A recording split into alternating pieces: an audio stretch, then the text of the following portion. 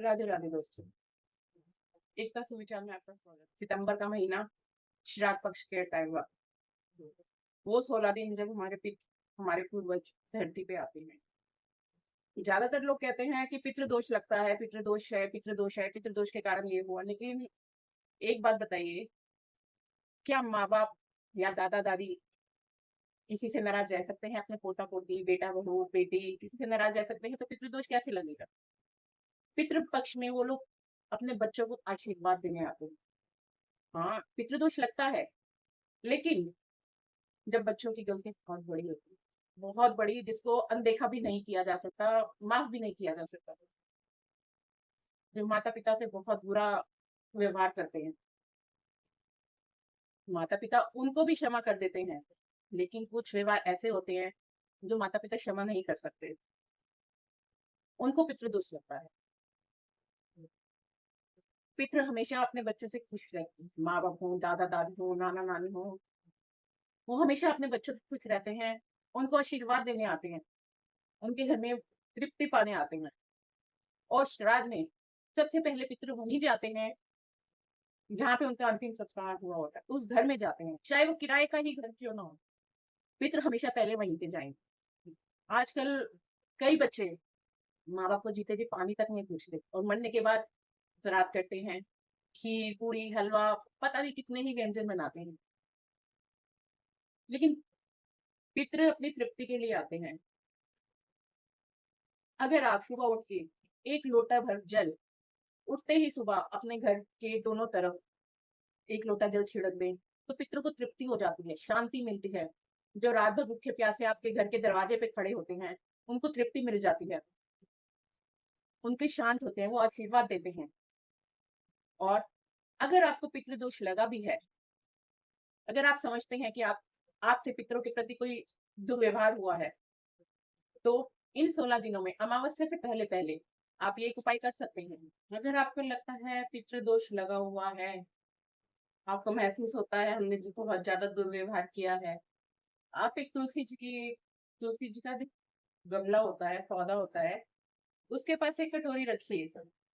आप गंगा जल तो सबके घर में होता ही है, आप अपने पितरों को आप याद करके, क्षमा याचना करके, हाथ सीधे हाथ में गंगा जल लेके, पितरों को क्षमा याचना करके, उनको याद करके, उस कटोरी में वो गंगा जल 7 बार डालते जाएं। और फिर उस गंगा जल को आप पूरे घर में छिड़क दें, जिससे पितरों की आत्मा को शांति मिलेगी, वो आपको आशीर्वाद देंगे। और इन 16 दिनों में जब आप श्राद्ध करते हैं तब तो वो ठीक है, लेकिन जिस दिन श्राद्ध ना हो, एक रोटी 2 रोटी के ऊपर खीर, चावल, चीनी आदि रखकर आप गाय को खिला सकते हैं, कौवे को पनीर खिला सकते हैं, कौवे कबूतरों को बाजरा, चींटियों को खाना, नीचे कुत्ते को खाना खिला सकते हैं आप गली में। कितने ही आप काम ऐसे कर सकते हैं जिससे पितृ प्रसन्न होंगे और आपको आशीर्वाद देंगे। श्राद्ध पक्ष में पितरों से हमेशा आशीर्वाद लेना चाहिए, कभी दुखी नहीं करना चाहिए। वो हमारे दरबार पे आते हैं अपनी तृप्ति के लिए, अपनी शांति के लिए।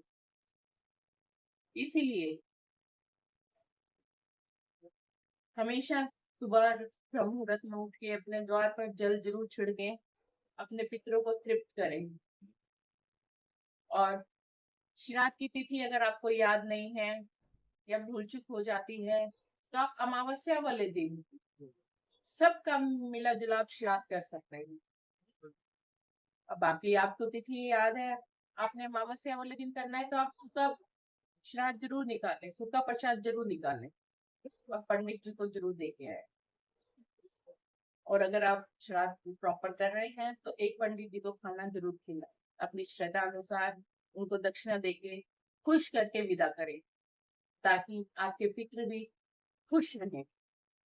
दोस्तों, श्राद्धों का महीना, उसके बाद नवरात्रि, माता रानी आएंगी, माता रानी को भी आप लोगों ने खुश करना है, खेती भी देंगे। अब धीरे धीरे सारे त्योहार शुरू हो गए, चलिए, रोज कुछ ना कुछ बात पे हम वीडियो बनाएंगे। अगर आपको मेरी ये वीडियो पसंद आए, अगर मेरी कोई गलती हो गई या मेरे से बोलने में कुछ गलती हो गई हो, तो मुझे क्षमा कीजिए।